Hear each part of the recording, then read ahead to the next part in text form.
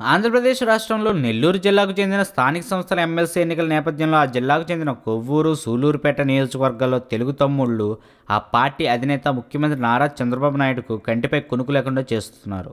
ఈ క్రమంలో ఆ పార్టీ గుర్తుపై గెలిచిన తమ్ముళ్లు ఇప్పుడు పార్టీ అధిష్టానంపై తీవ్ర వ్యతిరేకతతో ఉన్నట్లు సమాచారం. దీంతో ఆ జిల్లాలోని ఈ 2 నియోజకవర్గాల్లోనే కాకుండా ఇంకా కావలి, ఆత్మకూరు, నెల్లూరు సిటీ, నెల్లూరు అర్బన్, వెంకటగిరి, సూళ్లూరుపేట, గూడూరు, ఉదయగిరి లాంటి అసెంబ్లీ నియోజకవర్గ పరిధిలోని తెలుగు తమ్ముళ్లు వైసీపీ వైపు చూస్తున్నారు.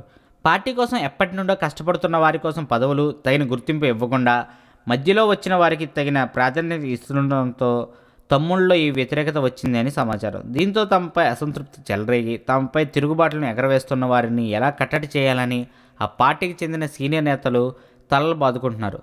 ప్రతిపక్ష పార్టీ అయిన వైసీపీ నుంచి ఓటర్లను తన్నుకోకపోవాలని వేసిన ఉపాయం తిరగబడి తమ ఓటర్లు తరలి పోవడంపై చంద్రబాబు తమ్ముళ్లపై తన ఆగ్రహం వ్యక్తం చేశారు.